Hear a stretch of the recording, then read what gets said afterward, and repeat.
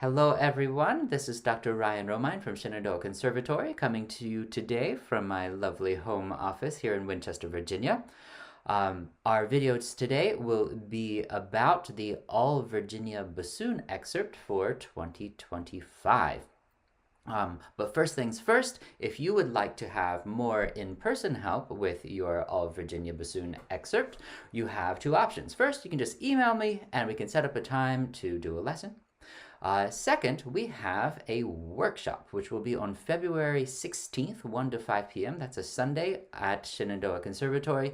That will be the bassoonist and the oboist getting together and going through the whole sort of audition process. So it'd be great to have you there, get some nerves out, see how it all goes, and get some good advice along the way.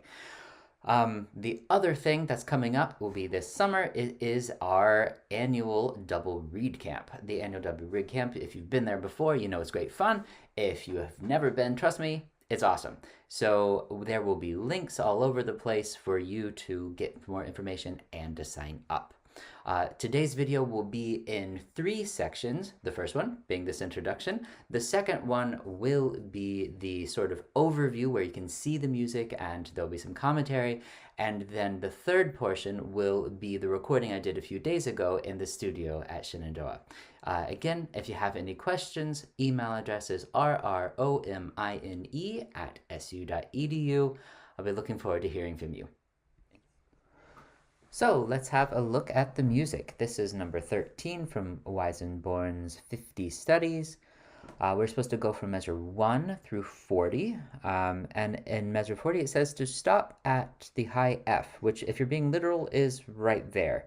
I do wonder if the person making the requirement actually meant the last note here, which if they were accidentally reading in treble clef, that would look like an F. I don't think they'll hold it against you one way or the other if you play to the end of the measure, but if you want to be literal, stop on that F. So returning to the beginning, the quarter note is supposed to equal 144 beats per minute, and we are not supposed to take that repeat there. So allegro vivace, so it's supposed to be a nice fast tempo. But if you notice, if you just play with your metronome there and listen to 144, it's not as fast as you might think. And that is probably good. Once you learn this and learn it well, the temptation is probably going to be to go faster and faster and faster.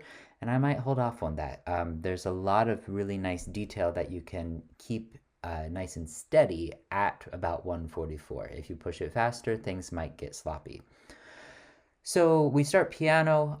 You'll notice in the recording that I put at the end of this this section of the video is it's hard to tell the difference in the dynamic. That's just the nature of iPhone recordings. So when you're live, though, make sure that you're playing a true piano and that comes across nicely.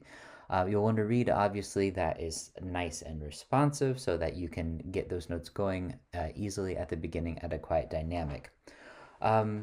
So as we go through, the first things to note really are the D natural here and the C natural in the next measure.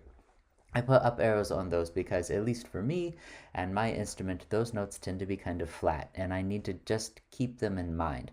You might not actually need to push the pitch up a bit or at all, but it would be good to keep your ear on those as you're making recordings and you're practicing and really just like honing in on what is in tune.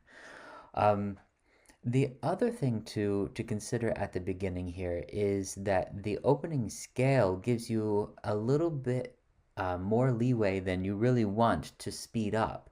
But there's nothing in there about accelerating at the beginning, and I probably wouldn't do that, even on artistic grounds. I would keep it nice and steady so that when we get to the top here, we already know what our tempo is in measure 3, and we can really feel that that silent beat 2, D, click da, D da, D, click da, D da, da, that will keep us in time through the next 3 bars. This measure here with the B, A, G sharp, F sharp, E, we'll want to rush a little bit, and I like to just put a little bit of length on the B to keep that from happening. As we head up into the next section here, it's the same scale. I would return to piano or this same dynamic, similar at least. And we come up again, we have a very similar figure, except Weissenborn has nudged the harmony a bit so that we land in C major instead of the original A minor. This is perfectly normal if you know your music theory. If you're going to change keys from a minor key into something else, we very often end up going to the major key that has the same key signature. And that's what's happening here, A minor to C major. And he helps kind of cement this in place with a nice forte. That's a really good opportunity to bring out that sort of joking character that the bassoon's so known for. I have a down arrow on the C, and it's the same idea as the arrows previously.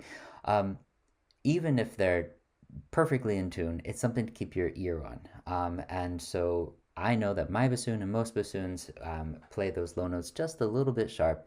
So if we give those notes a little bit more room, maybe even a softer embouchure, along with the opening of the jaw, we can keep that note in tune. As we continue, the next section is mezzo forte, which is good and all, but there's also an accent there. So I might not think about that mezzo forte as happening until after you get through that accent. It will be really nice to ping that. Sometimes we think of a ping accent as sort of a rooftop, but in this case, in order to bring it out, I'd say just to give it a little extra sauce there. Same exact start of the measure in the next measure, just an octave lower. And so what we have here, if you like your theory, we have E7 coming down, and then we are using the E7 to point us back to A minor. Weissenborn is returning to the home key. Really quickly after that, landing in C major. So we come all the way up to the end of this line, and I've put in a little breath mark. That'll do two things. It will allow you to breathe, obviously. It will also allow you to really set your fingerings for the measure beginning in 17 there. So that G will take a nice clean set, and we'll put an accent on that as well.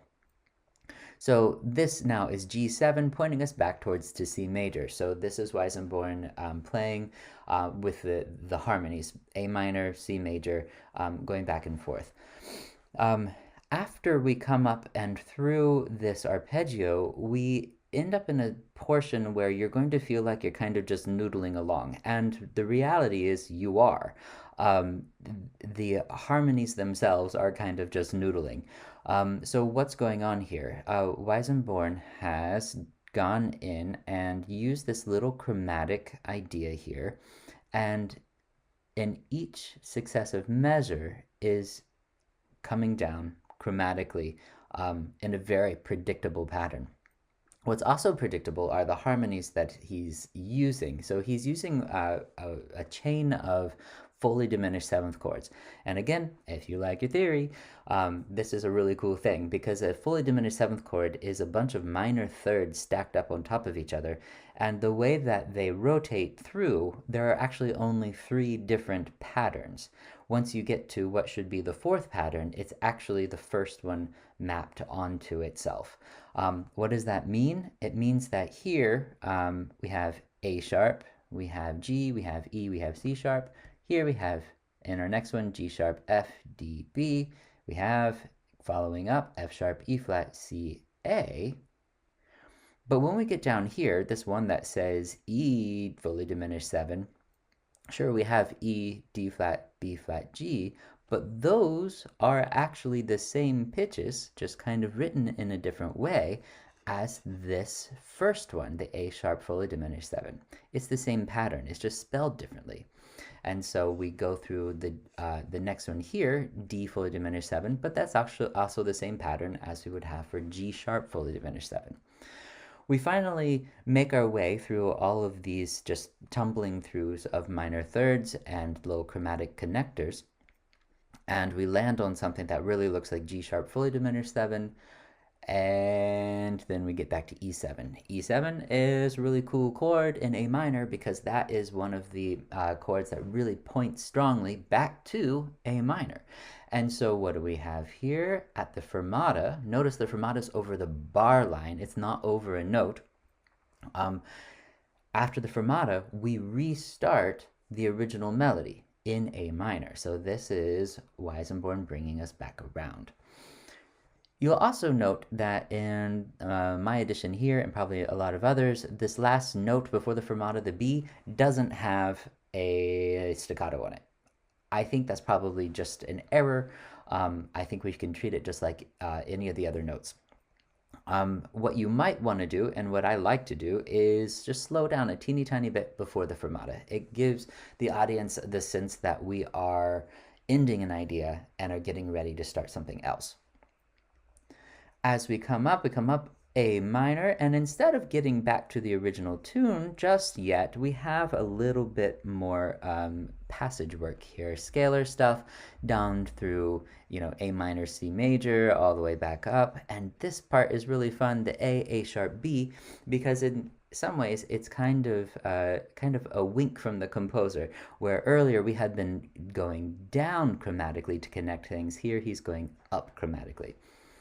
Probably the largest challenge note-wise is going to be B to G sharp. And I've drawn in here a fingering for you to use. This is what I use, and the H here means half hole.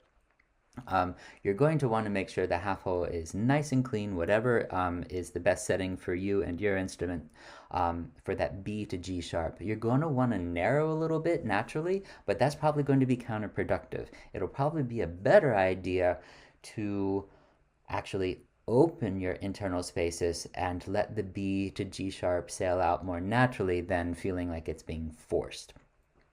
Once we're through there, it's just a matter of keeping your wits together so that you can come down through the scale, up through your A minor arpeggio, up through your D minor arpeggio, and come to what is admittedly a kind of unattractive stop. But that's what we've been told to do, and that's what we will do.